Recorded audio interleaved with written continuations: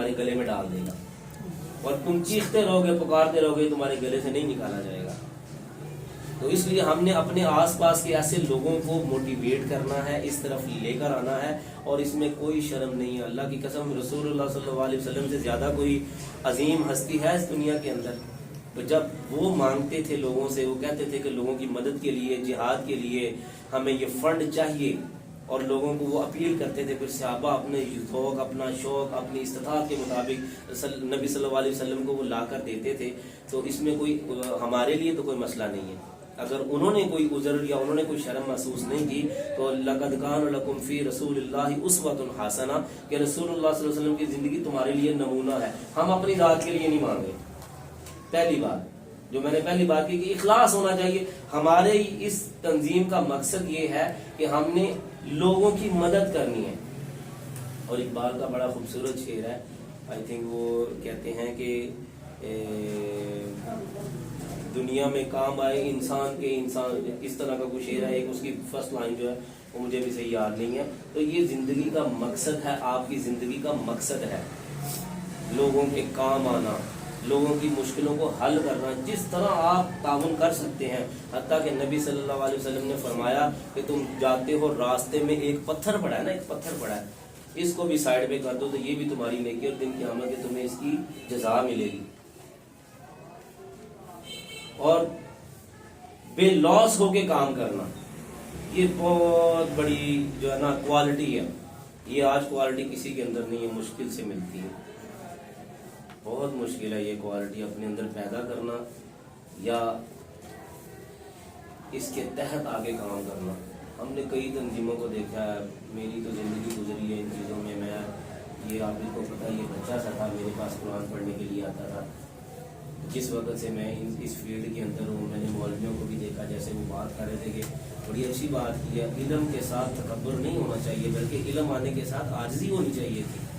ایک عالم دین تو وہ ہوتا ہے جو نبی کی اسوہ سے اپنے آپ کو اس جیسا بنانے کی کوشش، بن تو نہیں سکتا کوئی بھی، یا رسول اللہ صلی اللہ علیہ وسلم جیسا بن سکتا ہے کوئی، لیکن بنانے کی کوشش کرے، اس کوشش کے تحت اس کو انعام ملنا ہے، اللہ کے ہاں اس کا درجہ بننا ہے، وہ جنت میں جائے گا یا جہنم میں جائے گا، اس کا فیصلہ ہونا ہے۔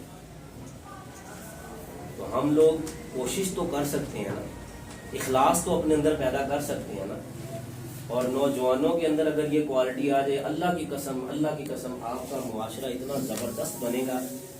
آپ کے ارد گرد کے، مجھے نہیں لگتا کہ اگر آپ کے نوجوان کو 50 اور 150 یہاں سے نکلے اور اس تنظیم کا حصہ بن جائے، پھر اس کے تحت کام کرے، اور پھر ہمارے ارد گرد آپ دیکھیں گا کوئی مجبور یا بے لاوارث یا کوئی یتیم یا کوئی مسکین ایسا آپ کو نظر نہیں آئے گا۔ اس کو پتا ہوگا کہ میں یہاں پر ہوں اور یہاں پر ایک تنظیم موجود ہے، ایک بیٹی ہے یا یتیم بچی ہے، اس کو پتا ہے کہ میرے ارد گرد کے لوگ ایسے موجود ہیں، میرے بھائی ہیں، میرے والد ہیں، یا میرے والد کی موجودگی میں میرے سرپرست ہیں، مجھے ڈر خوف نہیں ہے کسی چیز کا۔ اس کے ساتھ اگر کوئی زیادتی معاشرے میں ہوتی ہے وہ آپ کے پاس آئے گی، اپنا بھائی سمجھ کے، اپنا بڑا سمجھ کے۔ تو ہم نے اس طرح کا معاشرہ پیدا کرنا ہے، ہم نے اس طرح کا معاشرہ بنانا ہے، اور اس کے لیے میں ایک چیز آپ کو بار بار بتا دوں، قربانیاں بھی دینی پڑیں گی میرے بھائی۔ سب سے بڑی چیز ہے، کسی کو وقت کی قربانی دینی پڑے گی، کسی کو دولت کی قربانی دینی پڑے گی، کسی کو اپنے رشتہ داروں کی قربانی دینی پڑے گی۔ تو یہ اپنے آپ کے اندر یہ کوالٹیز آپ نے پیدا کرنی ہے کہ جو ٹائم یا جو اللہ کی رضا کے لیے ہم نے سرو کرنا ہے نا، اس میں ہم نے کسی چیز کو نہیں آنے دینا۔ اخلاص صرف اللہ کی رضا کے لیے، ہم نے جو کرنا ہے اللہ کی رضا کے لیے۔ اس تنظیم کو جوائن کرنا ہے تو اللہ کی رضا کے لیے، نہ کسی عہدے کے لیے، نہ پیسے کے لیے، نہ بدماشی کے لیے، نہ لڑائی جھگڑے کے لیے کہ میری ایک جو ہے نا وہ لڑائی میں میری مدد ہو جائے گی۔ یہ تو ایک آپشن ہمارے پاس ہے، کسی کے ساتھ زیادتی ہوگی تو انشاءاللہ ہم سب بھائی مل کر جائیں گے، اس کے ساتھ زیادتی نہیں ہونے دیں گے۔ یہ ایک عام بندے کے ساتھ بھی نہیں ہونی چاہیے۔ اور یہ کام کن کا تھا؟ یہ کام پتہ ہے کن کا تھا؟ یہ کام علماء کا تھا، یہ کام ہمارے بڑوں کا تھا، لیکن انہوں نے غفلت برتی ہے، ان سے سستی ہوئی ہے، تو ہم اس کی سزا بھگت رہے آج جو معاشرے میں ہمارے ساتھ ہو رہا ہے۔ جو ظلم زیادتیاں، جو ناانصافیاں، جو ہمارا معاشرہ، اگر آپ لوگوں کے اندر فیلنگ ہے تو آپ باہر نکل کے دیکھیں. مجھے بڑی تکلیف ہوتی ہے کہ ہمارے معاشرے کے نوجوان کس طرح تباہی کی طرف جا رہے ہیں. اور سب سے بڑی تباہی کیا ہے؟ وہ جہنم ہے میرے بھائی. اللہ نہ کرے، اللہ نہ کرے اگر ہم اس میں چلے گئے تو یہ زندگی تو عارضی ہے. اس میں آپ کو تکلیف آئے گی، کوئی نہ کوئی اٹھ کے آپ کی مدد کرے گا، اس کے دل میں ترس آئے گا، آپ کی مدد کے لیے پہنچ جائے گا. لیکن اللہ نہ کرے اگر قبر میں پھنس گئے تو کون مدد کے لیے آئے گا وہاں؟ اگر اللہ کے عذاب میں پھنس گئے، جہنم میں پھنس گئے تو کون آپ کی مدد کے لیے آئے گا؟ تو یہ چیزیں جب آپ سوچیں گے نا تو انشاءاللہ اللہ تعالیٰ آپ کے دلوں کو صاف کرے گا، آپ کو اپنی راہ میں چلنے کے لیے مدد فراہم کرے گا اور آپ کے اندر اخلاص پیدا کرے گا. دوسری چیز دیکھیں، یہ ساری چیزیں ایک طرف ہیں اور اللہ کی عبادت ایک طرف ہے. اور نوجوان کی عبادت جو ہوتی ہے یہ اللہ کو بڑی پیاری لگتی ہے. ہم یہ سارے کام کرتے رہیں، نیکی کے کام کرتے رہیں، لوگوں کے کام آتے رہیں، اخلاص بھی ہمارا ٹھیک ہو، لیکن پھر بھی ہمیں جنت جانے کے لیے نماز لازمی پڑھنی پڑے گی. نماز کے بغیر جنت میں نہیں جا سکتے ہم لوگ. یہ ساری نیکیاں آپ کی ایک طرف ہوں گی، وہ نیکی ایک طرف ہوگی. اور سب سے پہلے اس کے بارے میں پوچھا جائے گا کہ تم نے نماز پڑھی تھی یا نہیں پڑھی. قبر میں جو سوال ہونے ہیں اس میں یہ چیزیں نہیں پوچھی جائیں گی. اس میں یہ پوچھا جائے گا تیرا رب کون تھا، ہاں دنیا میں کس کی عبادت کی تھی، تیرا نبی کون تھا، کس کے راستے پر چلا تھا، تیرا دین کیا تھا، کون سا دین اپنایا تھا. تو یہ 3 سوال ہیں. سب سے پہلے ہمیں اپنے آپ کو اس کے لیے تیار کرنا ہے. اس کے بعد یہ سارے کام جو آپ کو بتائے ہیں اس کے لیے اپنے آپ کو تیار کریں اور اپنے دلوں کے اندر اخلاص اور ایک جذبہ پیدا کریں کہ ہم نے معاشرے کے اندر ایک تبدیلی لے کے آنی ہے. ہم نے معاشرے کو پریشانیوں سے بچانا ہے. اور میں اکثر چھوٹی سی بات سوچتا ہوں، دیکھیں ہمارے ارد گرد کتنی مساجد ہیں. اچھا کسی مسجد کے اندر آپ نے دیکھا کوئی دفتر بنا ہو؟ مولویوں کی تنظیمیں تو موجود ہیں، بلکہ تنظیموں کے اندر تنظیمیں ہیں، جماعتوں کے اندر جماعتیں ہیں، مسلکوں کے اندر مسلک ہیں. ایسا ہی ہو رہا ہے نا. آپ کسی جماعت کو بھی اٹھا کے دیکھ لیں، اہل سنت وال جماعت کو دیکھیں، اس کے اندر گروہ دیکھیں کتنے بن چکے ہیں، تنظیمیں ہیں، پھر اس کے اندر اپنے اپنے سسٹم ہیں. اسی طرح اہل حدیثوں کو دیکھ لیں، کتنی ان کی تنظیمیں ہیں، اس کے اندر اپنے اپنے گروہ ہیں. یہاں تک کہ آج کل تو ماشاءاللہ میں برائی نہیں کرنا چاہ رہا، لیکن افسوس سے کہنا پڑتا ہے کہ یہ ہمارے معاشرے کے اندر ہو رہا ہے. مساجد کے اندر قبضے ہو رہے ہیں. سنا ہے آپ لوگوں نے؟ مساجد کے اندر قبضے ہو رہے ہیں. مسجد کیا اللہ کا گھر ہے یار؟ اللہ کے گھر میں کون قبضہ کرتا ہے؟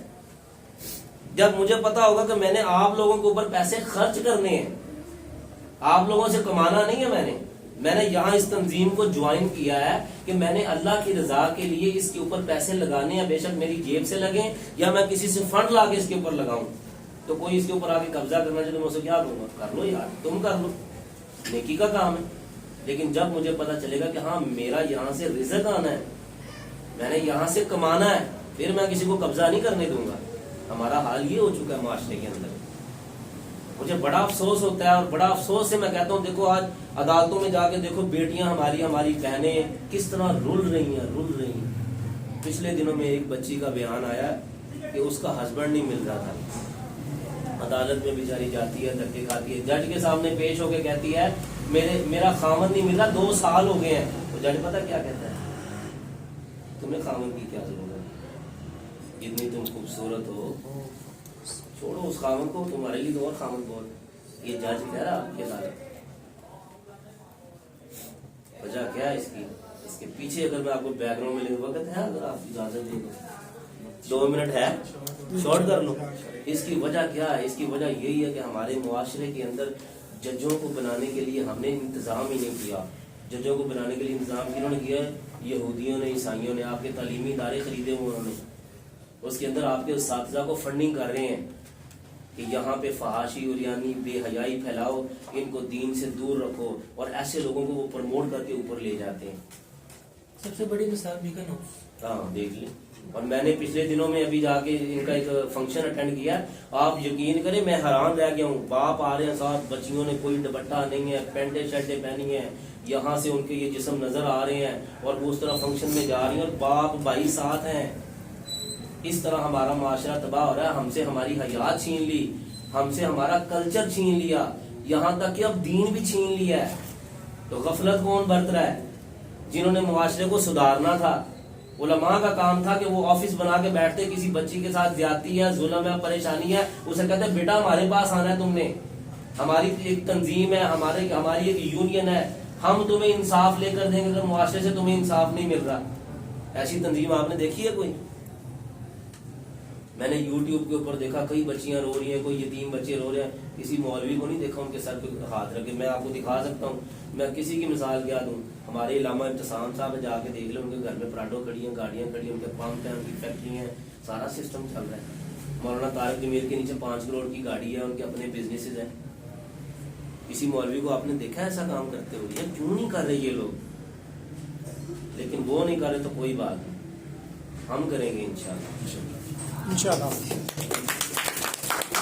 بارش کا وہ پہلا قطرہ آپ نے بننا ہے انشاءاللہ.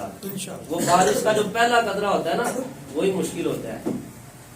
جب وہ گرتا ہے تو پھر پیچھے قطرات کی بارش ہوتی ہے, اور وہ پہلا قطرہ سب سے بڑی خوشی ہوتی ہے. وہ انشاءاللہ ہم سب بنیں گے, اسی کے لیے ہم کوشش کریں گے, اور اسی کے لیے ہماری یہ ساری جدوجہد ہے. اللہ تعالیٰ ہمیں توفیق بخشے اور اللہ ہمیں اخلاص دے. السلام علیکم ورحمۃ اللہ.